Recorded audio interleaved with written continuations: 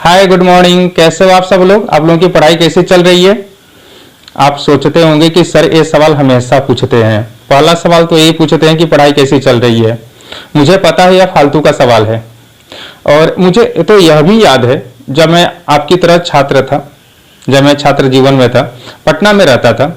और जब मैं घर जाता था छुट्टियों में, कोई फेस्टिवल वगैरह आता था, तो जब मैं घर जाता था तो मेरे फादर के जो फ्रेंड हैं, तो पहला सवाल भी मुझे से यही करते थे, हाँ बेटा पढ़ाई कैसी चल रही है? तो मेरे मन में भी यही सवाल आता था, क्या फालतू का सवाल आप कर रहे हो? पढ़ने के लिए गया हूं तो पढ़ ही रहा हूँगा, है ना। लेकिन फिर भी ये तो सवाल करते थे। और लेकिन आज समझ में आती है कि ये सवाल करना कितना जायज है। देखिए इसके फायदे क्या हैं। जब मैं आपसे कहता हूं कि आपकी पढ़ाई कैसी चल रही है, तो आप दो चीजें कर सकते हो। अगर आपको आपकी पढ़ाई अच्छी चल रही है तो आप बोलोगे हाँ अच्छी चल रही है। लेकिन अगर आपकी पढ़ाई नहीं अच्छी चल रही है तो भी आप बोलोगे कि हाँ अच्छी चल रही है। साधारणतः तो यही जवाब हम देते हैं। लेकिन कहीं ना कहीं एक नैतिक जिम्मेवारी आप पे आ जाती है। जब आप झूठ बोलते हो तो कहीं ना कहीं विचार करने लगते हो कि मैंने ऐसा गलत बोला, जबकि पढ़ाई तो अच्छी नहीं चल रही है, तो अब पढ़ना चाहिए। यानी कि अगर पीछे कुछ गलतियां हो चुकी हैं तो उसको सुधारने का एक मौका मिल जाता है। जब ये सवाल होता है, सामने वाला अगर कोई सवाल करे ना, तो उस समय हमें थोड़ा सा संभलने का मौका मिलता है। दिक्कत यही है कि जब मैं कुछ अच्छा करने जाता हूं उस समय कोई तारीफ करने नहीं आता है। जब मैं कुछ गलत करने जाता हूं तो मुझे कोई रोकने नहीं आता है। यही मानव जाति की सबसे बड़ी गलती है, जिस कारण से गलत गलत परिणाम सामने आ जाते हैं। सुशांत सिंह राजपूत का परिणाम आप सबने देखा। तो कुछ इस तरह की बहुत सारी घटनाएं हैं जो जीवन में आ जाती हैं। डिप्रेशन जो है वह हर व्यक्ति के जीवन में होता है, लेकिन इसका मतलब ये नहीं कि हम कोई गलत कदम उठा लें। चलिए मैं उस तरफ नहीं जाना चाहता। तो हाँ, मैं यह बोल रहा था कि आप लोगों की पढ़ाई कैसी चल रही है। तो इस तरह के जो सवाल हैं अक्सर मुझे भी झेलने पड़े हैं, तो आपको तो झेलने पड़ेंगे। अच्छा, दूसरी जो बात है, एक डायलॉग जो अक्सर मैं सुना करता था अपने बड़े लोगों के द्वारा। लोग कहते थे कि बेटा पढ़ना तो तुम्हें ही पड़ेगा, तुम्हारे लिए कोई दूसरा पढ़ने वाला है नहीं, कोई दूसरा पढ़ने के लिए तुम्हारे लिए आने वाला नहीं है, तो पढ़ना तुम्ही को पड़ेगा। तो उस समय भी लगता था कि हाँ भाई सच बोल रहे हैं सभी, पढ़ाई तो मुझे करनी पड़ेगी, मेरे लिए तो कोई दूसरा पढ़ेगा नहीं। लेकिन तब मन में ख्याल आता था कि मजा आ जाता यार अगर मेरे लिए कोई दूसरा कोई पढ़ता। लेकिन ऐसा कोई पढ़ने वाला कोई आ नहीं रहा था, ऐसा कोई था नहीं, तो मुझे ही पढ़ना था। लेकिन जब मैं एक शिक्षक बना, आज जब मुझे ये जिम्मेवारी मिली कि मैं आप सबको पढ़ाऊं, तो मेरे दिमाग में उस समय की बात अभी भी अटकी हुई है कि काश ऐसा कुछ हो जाता कि मेरे छात्रों के लिए पढ़ता कोई और, क्योंकि पढ़ाई दुनिया का सबसे बोरिंग काम है। तो पढ़ाई कोई और करता और उसका फायदा आपको मिलता, तो कोई और तो मिल नहीं पाया। तो मैंने सोचा क्यों ना मैं ही ऐसा काम कोई करूं कि मैं पढ़ूं और उसका फायदा आपको मिले। तो देखिए मैंने सोचा है आपके लिए कि जो भी जीएस वगैरह की जो भी बुक अवेलेबल हैं मार्केट में, और जीएस के वैसे क्वेश्चंस जो एग्जाम्स में अक्सर पूछे जाते हैं, मैं आपके लिए पढ़ूंगा। चाहे कुछ भी, मैं आपके लिए लूसेंट पूरा का पूरा पढ़ दूंगा, स्पीडी पढ़ दूंगा, कुछ भी चीजें मैं पढ़ूंगा। लेकिन आपको बस इतना करना होगा कि आपको जो भी कुछ मैं पढ़ूं उसको सुनना होगा। देखिए जब मैं बीएड कर रहा था तो उस समय बहुत सारी चीजें मैंने सीखा कि बच्चों को कैसे पढ़ाया जाए ताकि बच्चों में पढ़ाई के प्रति इंटरेस्ट बना रहे, और उनको जो कुछ वे पढ़ें वह लाइफ टाइम उनको याद रहे। ये सबसे बड़ी बात हमने बीएड में सीखी थी, बीएड के क्लास करते समय। तो उसमें से दो तीन चीजें जो हैं वह अभी यूजफुल हैं। जैसे कि आप भी इस बात को जानते हो कि जो चीजें पढ़ा जाए वह कुछ दिनों तक याद रहता है, जो चीजें सुना जाए वह अधिक दिनों तक याद रहता है, और जो चीज देख लिया जाए वो लाइफ टाइम तक याद रहता है। तो मैं चाहता हूं कि मैं इस तरीके से आपका क्लास लूं जिसमें आप सुनो भी और देखो भी। यानी कि क्वेश्चन आपके सामने दिखाई देगा और मैं आपको उस क्वेश्चन को पढ़ूंगा। तो अभी आपका जो इंटरेस्ट है वो आपका बना रहेगा। मैंने सोचा है कि मैं आपके लिए पहले तो साइंस को मैं सिलेक्ट करूंगा, क्योंकि अभी जो हाल फिलहाल एग्जाम हुए हैं तो उसमें जीएस के सेक्शन में साइंस से अधिकतर क्वेश्चन पूछे गए हैं। तो मैंने सोचा है कि कम से कम 1000 क्वेश्चन मैं आपके लिए पढ़ दूं। पूरे 1000 क्वेश्चन यूट्यूब के इस प्लेटफॉर्म पर मैं आपके लिए पढ़ना चाहता हूं। लेकिन मेरे पढ़ने का फायदा तो आपको तब पहुंचेगा जब आप सुनोगे, अब मान लो कि मैं आपके लिए पढ़ूं और आप सुनो भी नहीं, तो फिर तो मेरे पास कोई विकल्प बचेगा नहीं। मैं आपके लिए पढ़ तो सकता हूं, और मैं केवल इतना ही नहीं, मैं चाहता हूं जैसे आप इतने दिनों से लूसेंट का बुक लेके के तो रखे हो ना, स्पीडी भी रखे हो, बहुत सारी जो किताबें हैं जो आप लेके रखे हो, लेकिन पढ़ नहीं पाए हो। पूरा कभी अपने लूसेंट पूरा कंप्लीट पढ़ लिया है, स्पीडी पढ़ लिया है, या जो भी आपके पास बुक है जीएस का आपने पढ़ लिया है, नहीं पढ़ा है ना, तो अब मैं आपको पढ़ाने वाला हूँ। पढ़ाने वाला नहीं, मैं पढ़ने वाला हूँ, आप सुनना। यानी कि मैं पढ़ूंगा और आप सिर्फ सुनोगे, मुझे ज्यादा नहीं। प्रत्येक दिन आपके 10 से 15 मिनट चाहिए, प्रत्येक दिन आप मुझको 10 से 15 मिनट दो। और आप मान लेते हैं बहुत सारी चीजें पढ़ते हैं, बहुत सारा काम आपके पास होता है, पढ़ना ही सिर्फ आपके पास काम नहीं है, बहुत सारा काम है, आई नो, लेकिन कम से कम सोते समय तो मेरा एक है कोई भी वीडियो जिसमें जीएस का या कोई भी मैं बुक अगर पढ़ रहा हूं तो आप मुझको सुन लो। देखो, अगर आप केवल प्रत्येक दिन अगर कोई भी वीडियो अगर सुन लेते हो ना, तो 100+ क्वेश्चन ही मैं वहां पे करूंगा, तो आपको प्रत्येक दिन 100 क्वेश्चन तो याद हो ही जाएंगे। और अगर उसी वीडियो को लगातार आप 2 से 3 बार आप अगर सुन लो, तो मुझे नहीं लगता है कि आप भूल पाओगे। तो मैं ऐसा सोच रहा हूं कि मैं करूं, ऐसा मैं सोच रहा हूं। तो देखते हैं कि यह प्रयास कितना सार्थक होगा, लेकिन सुनना आपको पड़ेगा। अगर आप सुनोगे भी नहीं तो फिर कोई फायदा तो है नहीं। और सुनने से चीजें याद तो रहती हैं, और यह सच बात भी है। आप जानते हो ना, वेद को श्रुति कहा जाता है। वेद यानी कि 4 वेद हैं, और कितना बड़ा ग्रंथ है, उसको केवल सुन सुन करके, याद कर करके, और पीढ़ी दर पीढ़ी लोगों ने उसको संजो के रखा। उस समय लिखने की कला नहीं विकसित हुई थी, कोई भी जो प्रेस नहीं था जहां पे उसे प्रिंट किया जा सके, लिखने की तो कला थी ही नहीं, केवल सुन करके उसे लोग याद करके और पीढ़ी दर पीढ़ी पहुंचाते थे। इसी कारण वेद को श्रुति कहा जाता है। तो मैं भी उसी भारतीय प्राचीन सभ्यता और संस्कृति की उस जो धरोहर है, जो सिद्धांत है, उसके तहत मैं चाहता हूं कि मैं आपके लिए पढ़ूं, आप मुझको सुनो और उन सारी चीजों को याद करो। मैं बस इतना ही चाहता हूं कि आपका सफलता किसी न किसी तरह सुनिश्चित हो, आप सफल हो जाओ, है ना। तो मैं और क्या बोलूं, आप वीडियो को देखो। चलो, मैं आपके लिए कुछ आज 100 क्वेश्चन करता हूं, और देखते हैं कि यह पूरा का पूरा क्लास आपके लिए कितना लाभदायक हो रहा है। आप मुझे कमेंट करके बताना, तो मैं आगे कंटिन्यू करूंगा, नहीं तो मैं छोड़ दूंगा, है ना। बस इतना ही निवेदन मैं करूंगा कि कम से कम कंप्लीट जरूर देखना। अगर आप मॉर्निंग में इस वीडियो को देख रहे हो और टाइम नहीं है तो कोई बात नहीं है, आप इवनिंग में देखो, नाइट में देखो, सोते समय देखो, जब भी आपके पास 10 से 15 मिनट है ना, तब ओपन करो और देख लो, है ना। 10 से 15 मिनट तो आप दे सकते हो ना, अपने लिए, अपने करियर के लिए, अपने सपने के लिए। तो चलो ठीक है, शुरू करते हैं, आप तैयार हो जाओ। ओके, तो चलो स्टार्ट करते हैं, लेट्स बिगिन। पहला क्वेश्चन बाबू, जीव विज्ञान के जनक के नाम से जाने जाते हैं अरस्तु। सेकंड क्वेश्चन, वनस्पति विज्ञान के जनक थियोफ्रेस्टस। क्वेश्चन नंबर 3, बॉटनी शब्द की उत्पत्ति हुई है ग्रीक शब्द से। चौथा क्वेश्चन, जड़त्व का नियम कहते हैं न्यूटन के प्रथम गति नियम को। क्वेश्चन नंबर 5, मात्रकों की अंतरराष्ट्रीय पद्धति कब लागू की गई? इसका आंसर होगा 1967। इसको याद रखिएगा, कई बार एग्जाम में आ चुका है। क्वेश्चन नंबर 6, मानव शरीर की सबसे बड़ी ग्रंथि यकृत। 7 नंबर, मानव शरीर की सर्वाधिक शक्तिशाली अस्थि जबड़े में होती है। 8 नंबर, एसआई पद्धति में वेग का मात्रक मीटर पर सेकंड। क्वेश्चन नंबर 9, दूध का पीएच मान होता है 6.4। क्वेश्चन नंबर 10, पृष्ठ तनाव का मात्रक है न्यूटन प्रति मीटर।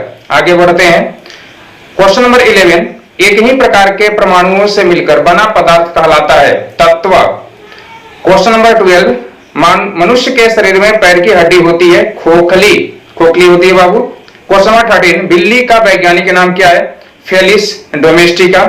क्वेश्चन नंबर 14, मानव गुर्दे में बनने वाली पथरी होती है कैल्शियम ऑक्सलेट की। 15, उष्मीय विकिरण मापने का यंत्र बोलोमीटर। 16 नंबर, वसा में घुलनशील विटामिन है विटामिन ए, डी, ई तथा के। 17 नंबर, जल में घुलनशील विटामिन बी और सी दोनों। अगला क्वेश्चन, तंत्रिका तंत्र की इकाई किसे कहते हैं? न्यूरॉन को। क्वेश्चन नंबर 19, मानव शरीर में अमीनो अम्ल पाया जाता है 22 प्रकार के। 20 आनुवांशिक गुणों के माता पिता संतान में डीएनए के द्वारा पहुंचते हैं, डीएनए के द्वारा। क्वेश्चन नंबर 21 मनुष्य में लिंग निर्धारण निर्भर करता है पुरुष के क्रोमोसोम पर। 22 मानव शरीर की सबसे छोटी हड्डी स्टेपिस जो कान में होती है। आंख के भीतर प्रकाश की गति प्रति संवेदनशील अंग रेटिना। क्वेश्चन नंबर 24 नेत्रदान में प्रदाता की आंख से निकाला जाता है कॉर्निया, कॉर्निया। आगे बढ़ेंगे 25 एक पारसेक बराबर होता है 3.26 प्रकाश वर्ष के। 26 स्टेनलेस स्टील मिश्र धातु है लोहा, निकिल, क्रोमियम का। 27 पीतल मिश्र धातु है जस्ता तथा तांबा का। 28 रोल्ड गोल्ड में होता है 90% कॉपर होता है बाबू और 10% एल्युमिनियम। 29 सर्वाधिक विद्युत ऋणात्मक तत्व है फ्लोरीन। क्वेश्चन नंबर 30 भविष्य की धातु टाइटेनियम को कहते हैं। 31 समुद्री दूरी मापने का मात्रक नॉटिकल मील। 32 नंबर उच्चतम इलेक्ट्रॉन बंधुता वाला तत्व क्लोरीन है। क्वेश्चन नंबर 33 सफेद स्वर्ण प्लेटिनम को कहा जाता है। उसके बाद क्वेश्चन नंबर 34 द्रव स्वर्ण कहते हैं किसको, तो पेट्रोल को। 35 ठोस कार्बन डाइऑक्साइड को कहा जाता है शुष्क बर्फ। 36 समुद्री जहाज की गति मात्रक नॉट है। 37 एड्स बीमारी फैलती है विषाणु के द्वारा। 38 सबसे हल्का धात्विक तत्व लिथियम। 39 एसिटिक अम्ल के 10% विलयन को क्या कहा जाता है, सिरका। 40 कार्बन मोनोऑक्साइड नाइट्रोजन गैस का मिश्रण कहलाता है प्रोड्यूसर गैस। क्वेश्चन नंबर 41 पर्यावरण में अम्ल वर्षा का प्रमुख कारण नाइट्रोजन ऑक्साइड तथा सल्फर डाइऑक्साइड होता है। आगे बढ़ेंगे बाबू 42 नंबर क्वेश्चन। देखो यहां कहता है कि जब लिफ्ट नीचे की ओर जाती है तो लिफ्ट में स्थित व्यक्ति का भार घटा हुआ होता है। 43 नंबर ट्रेकोना रोग शरीर के किस अंग को प्रभावित करता है, आंख को। 44 पहाड़ों पर खाना देरी से पकता है और वायुयान में बैठे व्यक्ति को फाउंटेन पेन में स्याही रिश्ता है, किस कारण से, तो वायुमंडलीय दाब कम होने से। जैसे ही ऊंचाई पर जाएंगे वायुमंडलीय दाब कम हो जाता है। 45 नंबर जब बर्फ पानी में तैरता है तो उसका ऊपर आने वाला भाग 1/10 होता है। 46 साबुन का तथा डिटर्जेंट जल के पृष्ठ तनाव को कम कर देते हैं। 47 विद्युत चुंबकीय तरंगे तथा प्रकाश तरंगे अनुप्रस्थ तरंगे हैं। 48 चंद्रमा के प्रकाश को पृथ्वी पर पहुंचने में समय 1.28 सेकंड लगता है। 49 सबसे अधिक वेदन क्षमता वाला किरण कौन है, गामा किरण, याद रखना। 50 नंबर शरीर के भीतर रक्त परिभ्रमण में समय लगता है लगभग 23 सेकंड। 51 बाहरी कीटाणुओं से शरीर की रक्षा श्वेत रक्त कणिका यानी WBC करती है। 52 विश्व का सबसे बड़ा समुद्री स्तनी है नीला व्हेल। 53 एकमात्र विषैली छिपकली है, यह है हेलोडर्मा। आगे बढ़ते हैं और क्वेश्चन नंबर 54 लौंग के तेल का प्रमुख घटक जो दांत के दर्द को दूर करने में सहायक है, यूजेनॉल। क्वेश्चन नंबर 55 जीवाश्म की आयु का पता चलता है कार्बन 14 पद्धति से। 56 नंबर क्वेश्चन रुधिर को 4 वर्गों में बांटा था किसने, लैंड स्टीनर ने। 57 राष्ट्रीय विज्ञान दिवस मनाया जाता है 28 फरवरी को। 58 मानव अपने रक्त का दान कर सकता है मात्र अपने रक्त का 10%। 59 हैजा रोग का कारण है, क्या है भाई, तो बैक्टीरिया। क्वेश्चन नंबर 60 कहता है कि दूध का रंग पीला होता है कैरोटीन के कारण। Question number 61 doctor CV Raman को नोबेल पुरस्कार से सम्मानित किया गया था 1930 ईस्वी में। 62 नंबर क्वेश्चन एड्स बीमारी की जांच करने के लिए किया जाने वाला परीक्षण है एलिसा टेस्ट, कई बार ये भी एग्जाम में आया हुआ है। 63 आत्महत्या की थैली लाइसोसोम को कहते हैं। और 64 अनुवांशिकी संबंधी प्रयोग के लिए मेंडल ने चुनाव किया था मटर के पौधे को, उसी पर प्रयोग किया था। आगे बढ़ेंगे क्वेश्चन नंबर 65 हाइड्रोक्लोरिक ब्रेक जो होता है आधारित पास्कल के नियम पर होता है। 66 गुणों सूत्रों की संख्या 46 है। पत्तियों द्वारा बनाए भोजन को पौधों में अन्य भागों में पहुंचाता है फ्लोएम। 68 भूकंप की तीव्रता मानी जाती है रिएक्टर स्केल से। क्वेश्चन नंबर 69 पत्तियों का रंग हरा होने का कारण है क्लोरोफिल। क्वेश्चन नंबर 70 WBC का जीवन काल होता है 1 से 4 दिन का। 71 द्रव का प्रवाह मापने का मात्रक है क्यूसेक। क्वेश्चन नंबर 72 हृदय की धड़कन को नियंत्रित करने वाला जो हार्मोन है उसका नाम है थायरोक्सिन और एड्रेनालिन। अगला क्वेश्चन 73, हीरा और ग्रेफाइट कार्बन का अपरूप है क्रिस्टलीय। 74, 0 डिग्री से 4 डिग्री तक गर्म करने पर पानी सिकुड़ता है यानी कि उसमें कमी आती है। 75, कैंची और साइकिल के ब्रेक के उदाहरण है प्रथम श्रेणी के उत्तोलक के। 66, चाय तथा कॉफी में पाया जाता है कैफीन। 77, रतौंधी रोग शरीर के किस अंग को प्रभावित करता है? आंख को। 78, परमाणु भट्टी में मंदक के रूप में प्रयोग होता है भारी जल। 79, मस्टर्ड गैस एक जहरीली गैस है। क्वेश्चन नंबर 80, बैरोमीटर का पाठ्यांक एकाएक नीचे जब गिरने का संकेत मिले तो समझ लेना कि आंधी या तूफान आने का कारण है। क्वेश्चन नंबर 81, पोलियो का कारक है वायरस। 82, बैरोमीटर का पाठ्यांक धीरे धीरे जब गिरे इसका मतलब बारिश होने वाली है, वर्षा होगा। 83, बैरोमीटर का पाठ्यांक धीरे धीरे जब ऊपर चढ़े तो दिन अब साफ होने वाला है, अच्छा होने वाला है। आगे बढ़ेंगे। 84 नंबर क्वेश्चन कहता है कि शराब तथा बियर में एल्कोहल की मात्रा क्रमशः क्या होगा? देखिए 12% तथा 4%। 85, शुद्ध सेलुलोज से बनता है कागज।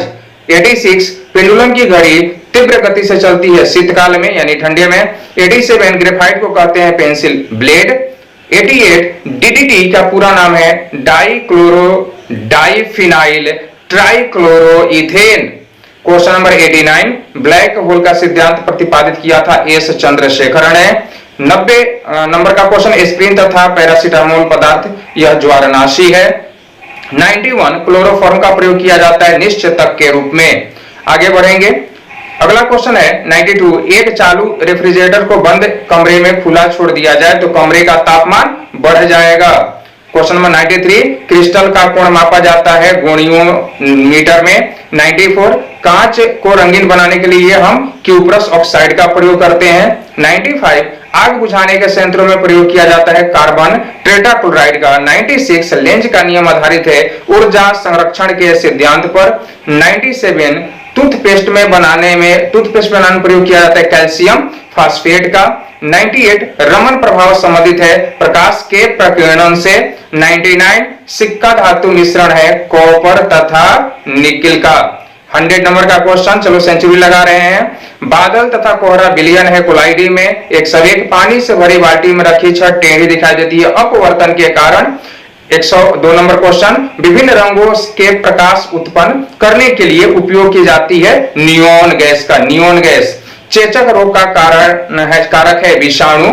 104, भोपाल गैस कांड में रिसा हुआ था मिथाइल आइसोसेनेट गैस का। ये भी आपको याद होगा, कई बार एग्जाम में आया हुआ क्वेश्चन है। ओके, तो अभी ये सारे क्वेश्चन हम लोगों ने किए। अब अगले सेशन में इससे आगे का क्वेश्चन मैं आपको करवाने वाला हूं। मेरा टारगेट है कि 1000 क्वेश्चन मैं आपको अभी याद करवाऊंगा, बस आप मेरे साथ बने रहना। देखो, आप जो कुछ भी पढ़ते हो वो पढ़ते रहो, लेकिन कम से कम रात में सोते समय 10 मिनट समय मेरे लिए निकालो। इस वीडियो को प्रत्येक दिन 10 मिनट आप देखो, आपको बिना कुछ मेहनत किए हुए ये सारे क्वेश्चन याद हो जाएंगे। चलो, थैंक यू, अपना ध्यान रखना, मिलते हैं अगले सेशन में। Bye bye.